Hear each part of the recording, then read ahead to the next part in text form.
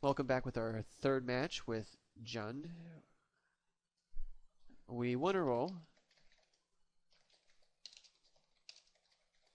which means that we'll go first. So, we had a very animated opponent last match. Those kind of guys are just a bucket of laughs. So, Sacred Foundry means not really sure what he's playing. Maybe we're playing against that humans deck again. I do want a second black. I think I get a Blood Crypt here, just to kind of even out my mana. But I do have a Grook in my hand. Maybe that means I get an Overgrown Tomb instead. Yeah, I think I'm going to do that.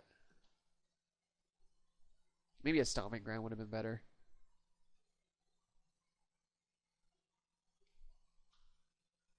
So we're playing against Control. I think I am going to try and run out a Huntmaster here. If he's got the Syncopate, he's got the Syncopate.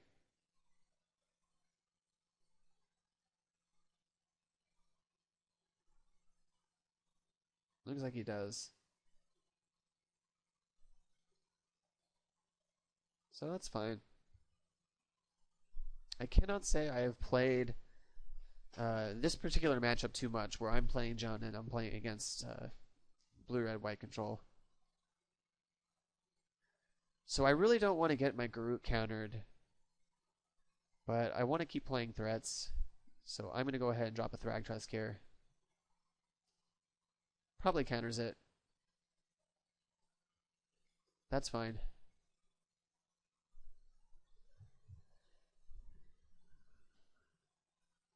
I'm not sure how many counter spells he runs, but I think I'm going to try and run that out with the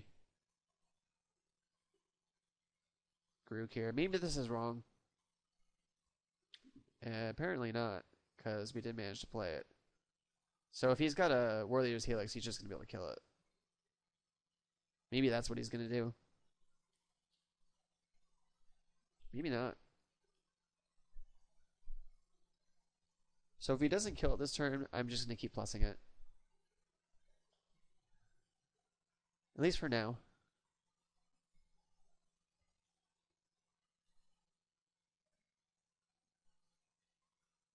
I don't want to minus it and have him take back anything I do from it.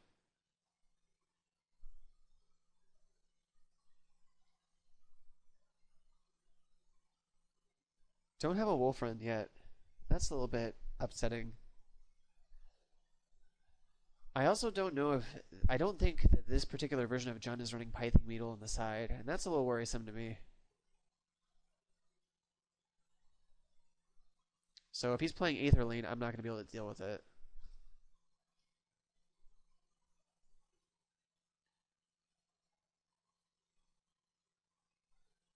So he plays the Steam Vents untapped. So we can play Pyromancer.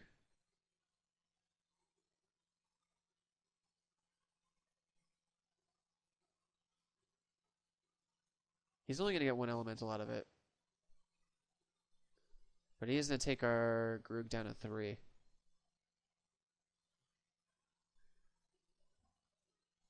So I'm going to plus here again.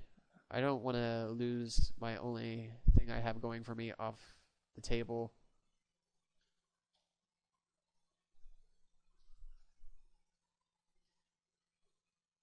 So he goes to 12. We have a blocker for his Bolus, his Augur.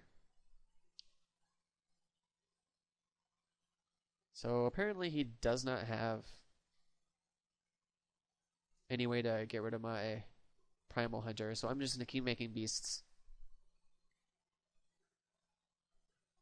He's down to 6. Probably we're going to see a Sphinx's Revelation here, which is also why he didn't make a token. So he's back up to 7 cards in his hand. If he has a way to get rid of the Garruk here, he's got to do it. No, he is going to get rid of all our tokens, though.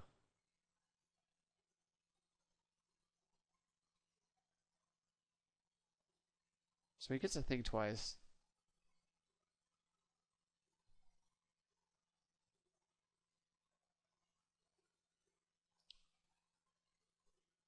So I'm gonna play a Life Pain Zombie first, just to see what he's got going on over there. He also isn't able to block the zombie, which is nice. So he has just another Supreme Verdict, Snapcaster, and a Think Twice, so that's fine. I'm in a plus, and I'm gonna play my Stomping Ground tapped. So he doesn't have a way to deal with our Life Pain other than with a Verdict, which is nice. So I'm definitely guaranteed to get in for 3 this next turn unless he top decks some burn or plays a Snapcaster and pillars it. There's no point in ultimating my Garuk when he has access to Supreme Verdict.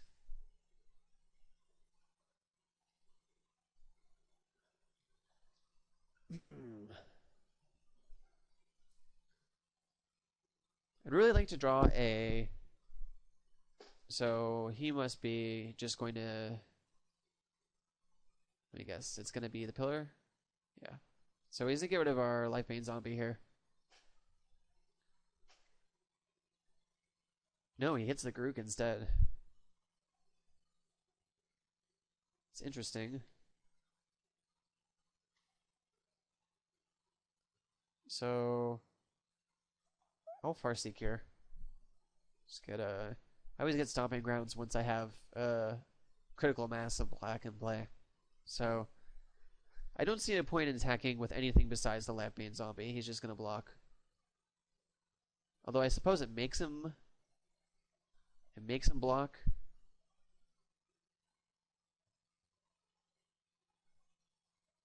Yeah, I'm going to attack with both and see if he double blocks here. And he does, so...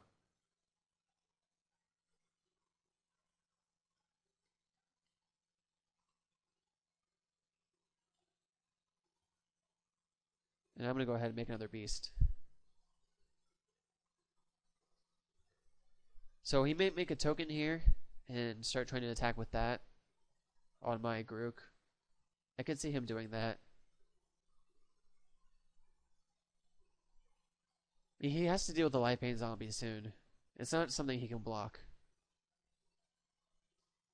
So that's going to let him attack. Kill the Garuk.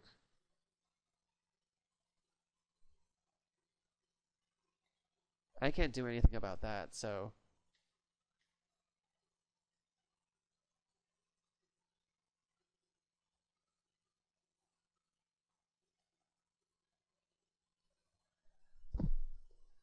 So I think I'm going to not worry about the Pike or the Spirit as long as it's on something that's tapped. Like I said, we have ways to deal with it, but as long as we can keep getting in damage, I'm not too worried about it.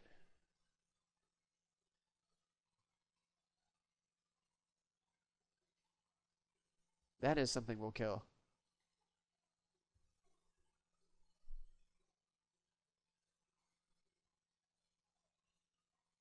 Hopefully he misses here. That's not the thing we wanted to see him draw. So he eats our beast. He's going to go to 4. We're going to kill his Restoration Angel.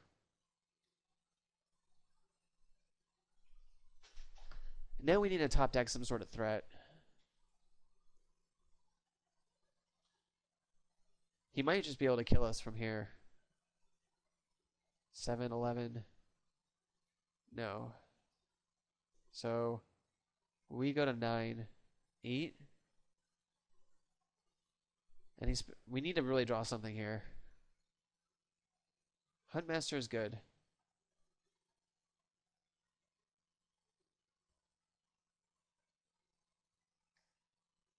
So that puts us to 10. He'll be able to attack us. Maybe I have to Dreadbore the Spirit here. Next turn, I'll be able to kill more of them. Yeah, I think I'm just going to kill this here.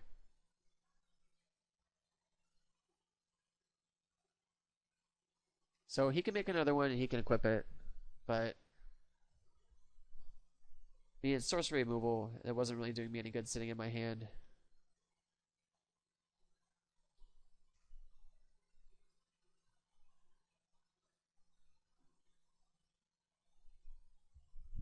So maybe he's got us this game. He still has 2 more creatures in his graveyard. So we're still in top deck mode. If he's got another Warrior's Helix, he's got us. Yeah. So sideboard time. Slaughter Games is definitely coming in. Underworld Connections I like. I don't hate Duress. Vampire Nighthawk's not going to be very good. I like Liliana too. So these are the 5 I definitely want. The Duress is one that maybe I don't want. Light Vein Zombie can definitely go. Tempted to take out the Putrefy. I don't want to take out the Bonfire because he's playing so many token makers.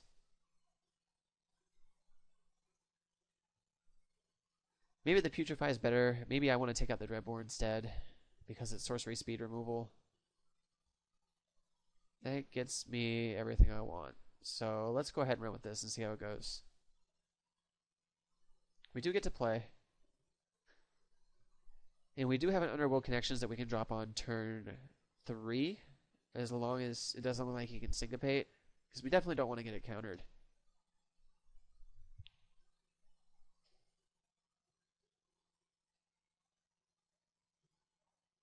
So depending on what land he plays here. So him playing a Pike is fine. So we're going to play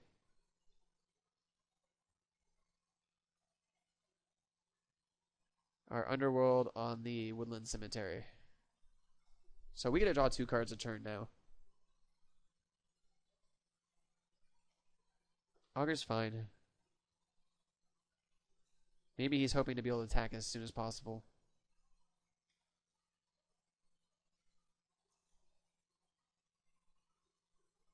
Well, let's go ahead and drop, I don't know if I want to drop the Ooze. I think I'll drop the Ooze, though. Next turn we can play the Huntmaster. Probably wanted to tap a little bit different, so I could have scavenged.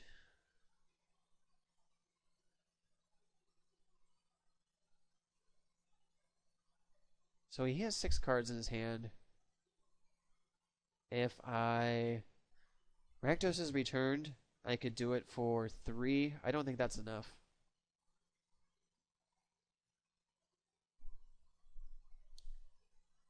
Let's play this so I can play the Huntmaster. No point in attacking. Next turn I'll be able to Rakdos' return him for 4.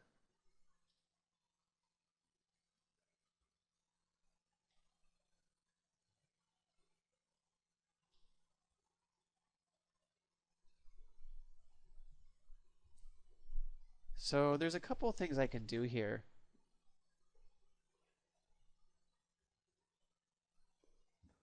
But I think the correct play is just to drop a Thragtusk.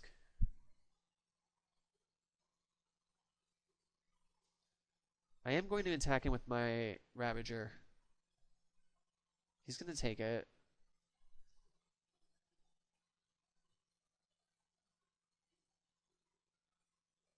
And let's play a Thragtusk. It's not going to counter it. So next turn we're going to start looking to Rakdos' return him, especially if he taps out.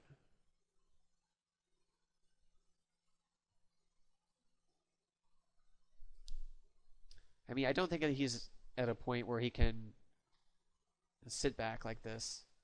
So he's got 6 cards in his hand.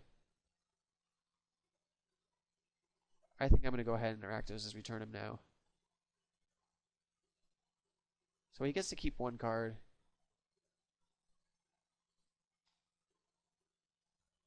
But I don't think I'm going to get a better shot. So he just concedes when I hit him with that. So, do I want to make any changes for the next game? Not really. We're going to be on the draw, so chances are we're not going to get any lucky shots like we did in the previous game. Do I want to keep this hand? I don't think I do. All I have is a duress and a scavenging ooze. I think I can do better. And I think we do better with this.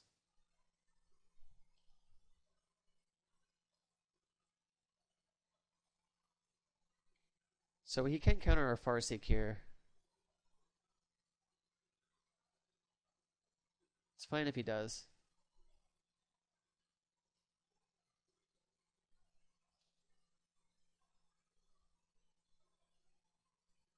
We're going to have to keep hitting lands now, though.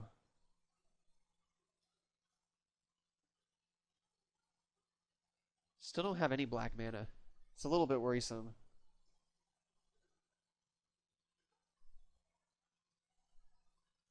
Maybe I was a little bit quick to dismiss him countering that land. Alright, so we're in a little bit of trouble here now. We're stuck on 3 lands. So, is he going to... he must want to keep up Dissipate. So he has a handful of counter spells, basically. We do hit our 4th land. I'd rather have him counter this than Olivia.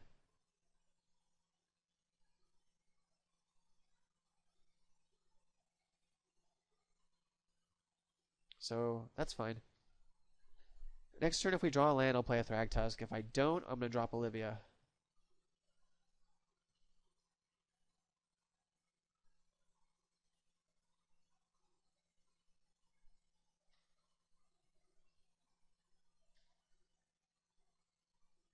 We do hit a land, which is good.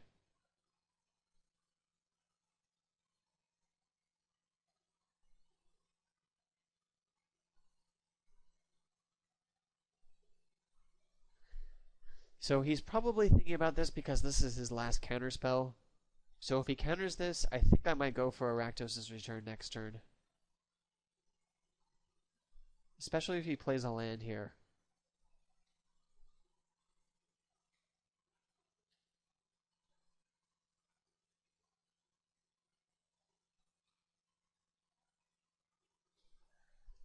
So I can get him for all but 1. I think I'm going to wait. If I hadn't drawn a Huntmaster there, I would have gone for it. Yeah, that's definitely his last counter spell. So if I draw another land, we'll go for it. He's probably going to Revelation here for 3.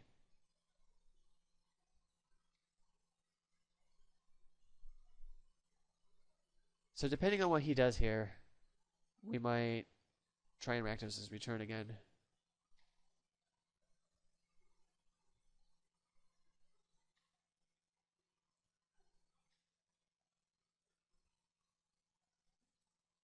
Yeah, I think I'm going to go for it.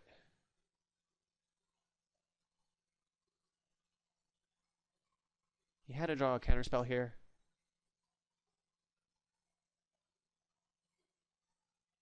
So he did draw one. And we'll attack in here.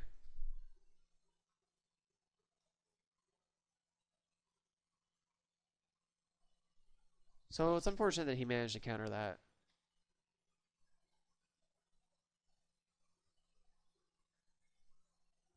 Not sure how much gas he has in his hand.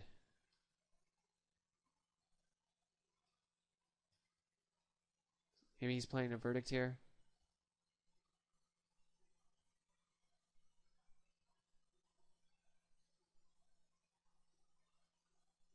If he plays an Aetherling, then we're in trouble.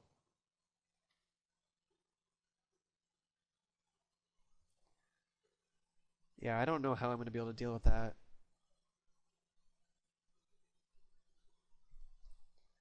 One, two, three, 1, 2, 3, 4. I think I'm going to play a Olivia here.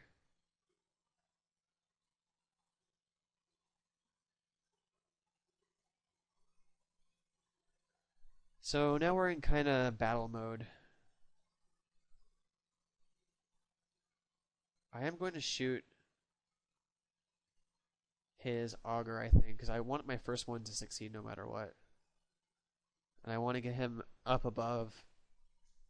Well, it's not going to be above War Leader's Helix range, but it's going to at least be above Pillar range.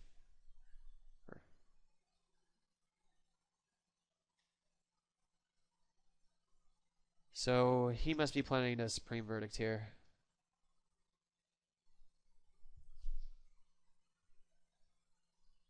Yeah, this is why I don't know about this particular build not having Pithing Needle in the sideboard, because if he resolves an Aetherling, there's just nothing you can do.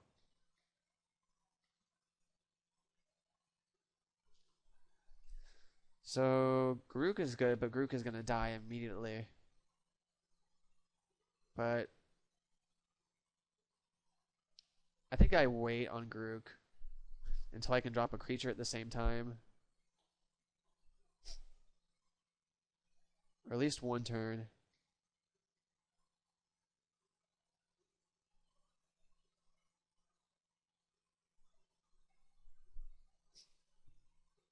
If he goes to 8-1, I'll try and Tragic Slip it just to buy myself a turn. But I don't think I'm going to be able to win this now that he's resolved an Aetherling.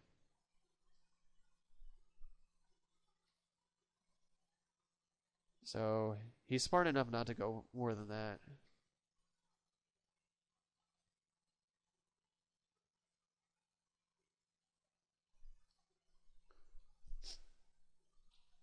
Well,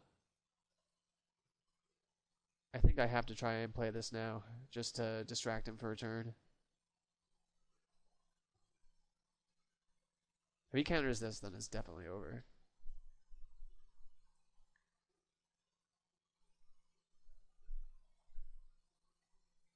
Looks like he's wearing, like, a bunch of giant buttons. Garruk Button Hunter. See, he's got like that one on his belt. He's got his one up on his nipple. So Garruk's definitely not going to live. Unless he's stupid enough to not make it unblockable. Well, it's definitely dead. Yeah, I don't see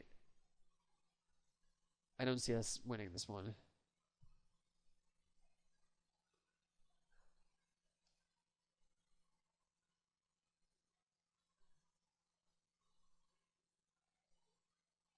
So he's still attacking me. Okay.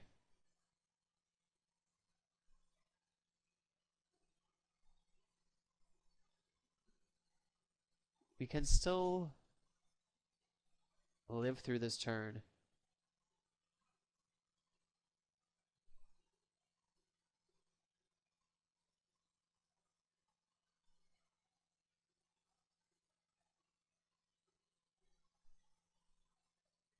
If he counters this, then we're dead.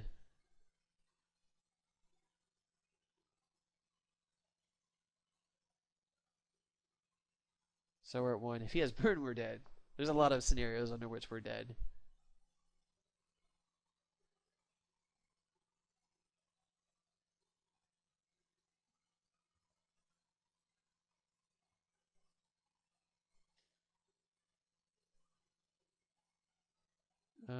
First step is definitely drawing 3 here.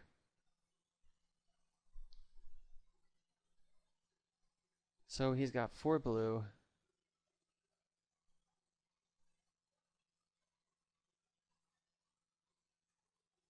I think first thing I'm gonna do is duress him. Well, let's think this out.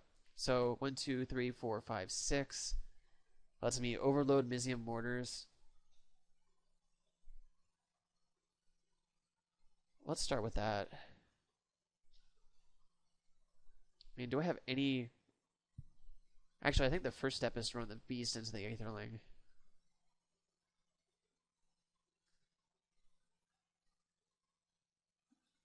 Well, that would have been great if he had fallen for the bait. Well, let's duress him first and just see how dead we are. This might close any path we have, but I don't think we have much of a path to begin with. Yeah, things not looking good for us. So, no, we're just dead. I mean, he can just exile this thing 3 times, 4 times. We're gone. All right, I'll see you guys for the final match in a second. Or wait, this is the second match. No, this is the third match. Okay, one more match.